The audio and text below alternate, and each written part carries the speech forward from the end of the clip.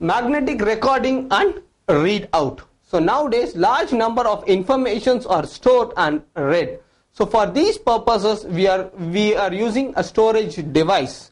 In this storage device the magnetic materials plays a vital role. So these magnetic material, by using these magnetic materials, data are stored based on the principle of electromagnetic induction or magnetic induction is the basic principle used for storing the data in the storage device by using magnetic materials. Only ferro and ferrimagnetic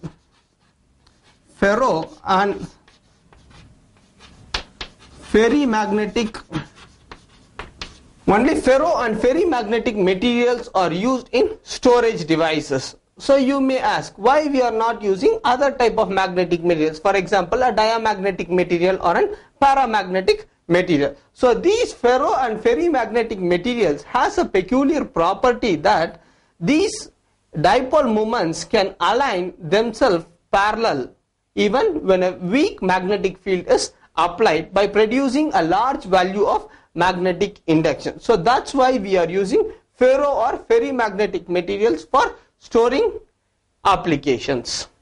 So this storing process or this storing application has several parameters.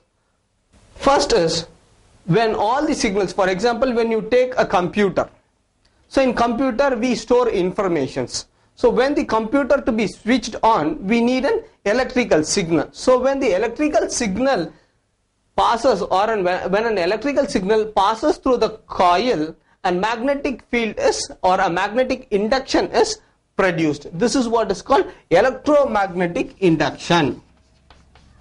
Electromagnetic induction is the basic principle used in storage devices. So now when an electrical signal passes through the coil and magnetic induction is produced. So this induction is called as electromagnetic induction. So this is the basic principle under which all the informations are stored by using magnetic materials. So we know that there are two different types of magnetic materials and there are two different types of storage devices. So one we can say a primary storage device or a temporary storage device, and the other one is the permanent storage device. So for temporary storage devices we are using soft magnet. So soft magnetic materials are used for temporary storage devices. So you may ask why we are using soft magnetic materials for temporary storage. So because since the data or the information is stored temporarily, we can have a soft magnetic material which can be easily magnetized and demagnetized. That is, a data can be made easily as well as it can be erased easily. So that is why we are using a soft magnetic material for temporary storage devices. Next one is hard magnetic materials. Hard magnetic materials for permanent storage devices. So these hard magnetic materials are very hard to magnetize and demagnetize. So for example, let us consider a black box in an aeroplane or an helicopter. So this black box, the function of the black box is to store all the or to record all the information which is taking place inside an aeroplane. So the data is permanent and should not be easily erased or destroyed. So in these cases we are using an hard magnetic material. So this hard magnetic material cannot be easily magnetized or demagnetized. That is, it is very hard to write as well as to erase. So that's why we are using hard magnetic materials for permanent storage device. So these are the parameters by which data or the informations are stored by using magnetic materials. So if you see, these magnetic materials are coated on a metal, or the ferromagnetic material or ferrous oxide is coated on a metal or a plastic substrate. So over this,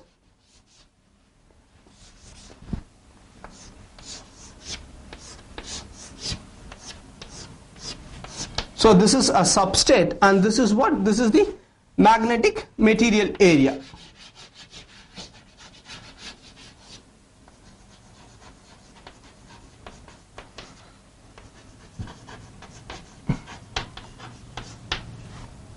and this is the substrate,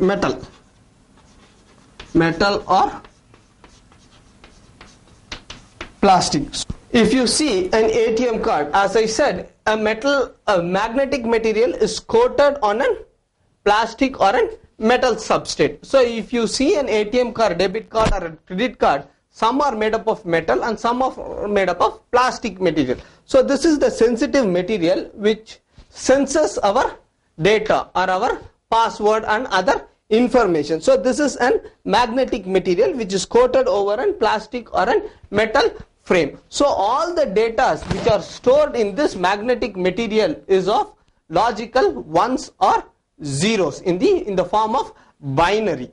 So when this card is inserted in, what happens? An electrical signal is produced on the coil. So because of this electrical signal, a magnetic induction is produced inside the read-write header, right? And this read-write header produces a small electrical signal. Depending upon the direction of the electrical signal, the logical ones and zeros are read on the magnetic material.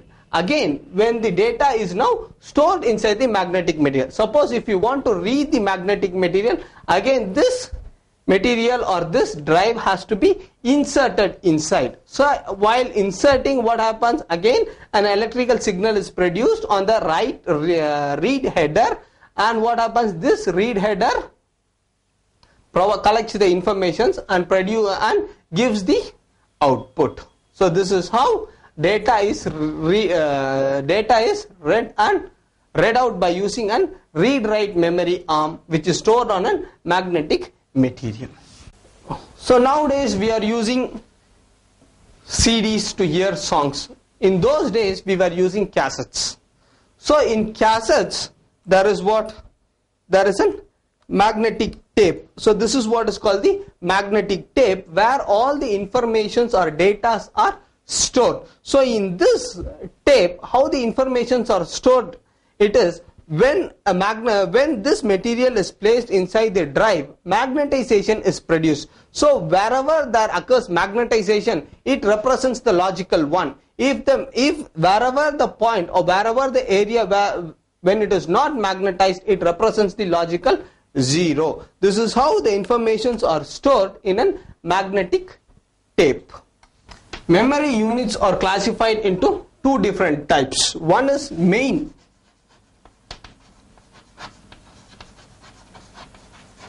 memory or primary.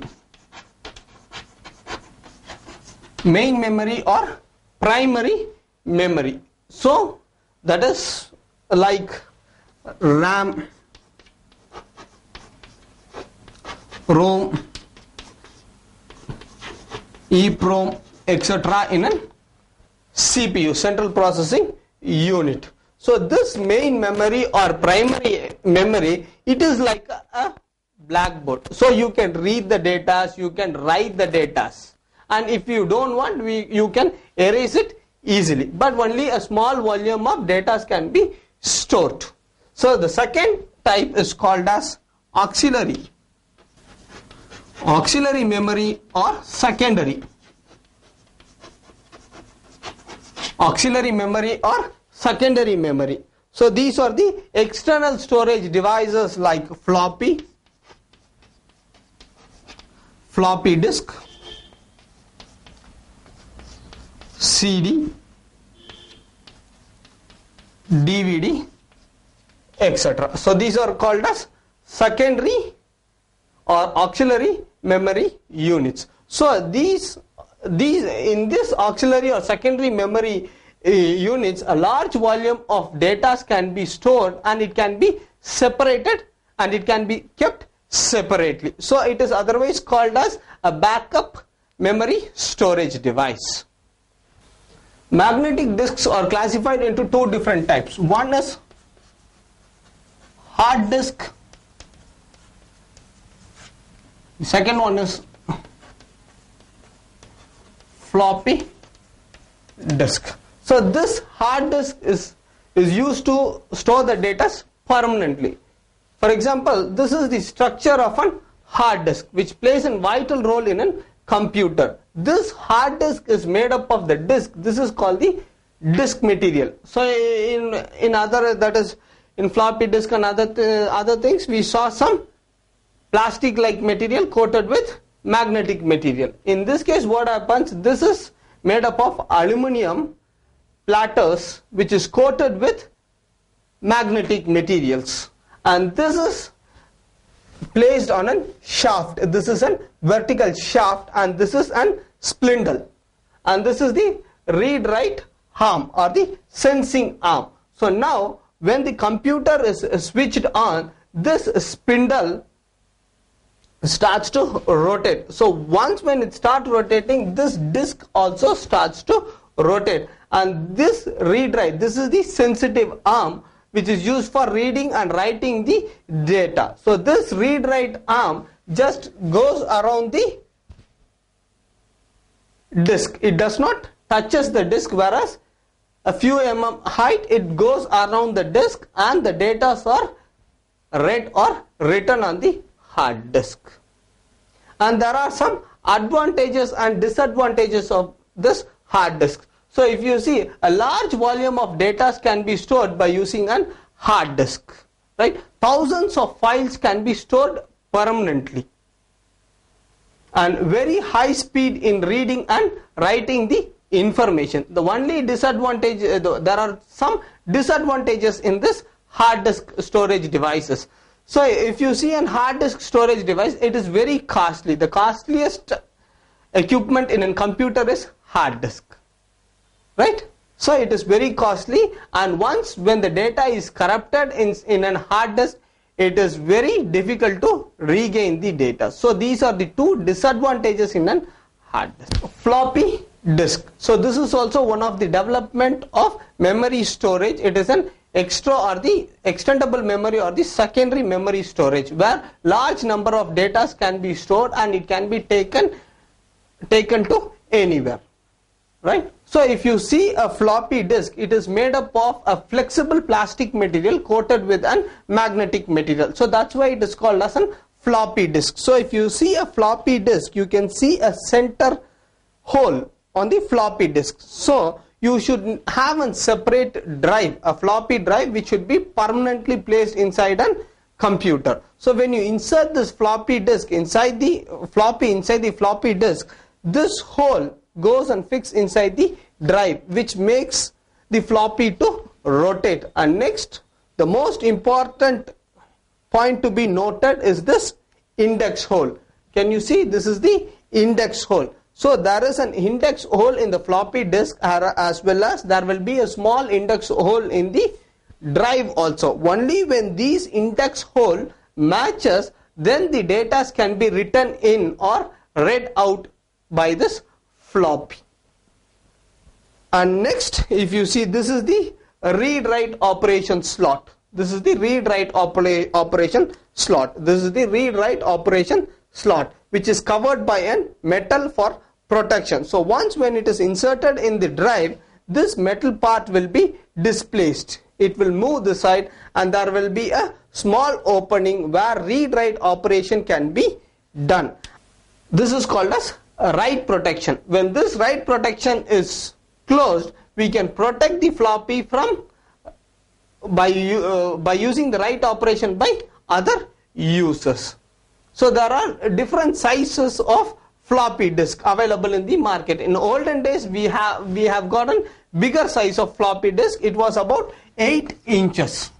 Now after that, there was 5.25 inches of floppy disk, and now it is 3.5 inches of floppy disk. So when you see this plastic material which is coated with the magnetic material is the sensitive material. So this is the sensitive material. So in this sensitive material, there are large number of tracks or concentric circles. There are around 200 to 280 concentric circles on this sensitive material, which is divided into number of sectors. So now when this floppy is inserted in the floppy drive, a small electrical signal is produced. Depending upon the electrical signal, a magnetic induction is produced. So depending upon the magnetic induction, the logical ones and zeros are stored inside the floppy disk in this concentric circles or sectors. So this is again divided into small portions called as sectors. So now all the data are stored inside this sectors. So there are different types of floppy sizes and the storage capacity. So 5.25 floppy with a storage capacity of 160 kilobytes, that is technically we say single side single density. And again it is again 5.25 inches floppy disk with 360 kilobyte double side double density. And third one is 5.25 with 1.25 megabytes, that is double side high density floppy disk. So nowadays we are using a floppy of size 3.5 with a storage capacity of 1.44 megabytes with a technical term as double side high density. And there are some advantages of using this floppy. So these floppy disk are, the cost of this floppy disk is very low. It can be easily handled. It can be taken to any place. It has high storage capacity. Read-write operation is an added advantage in this floppy disk.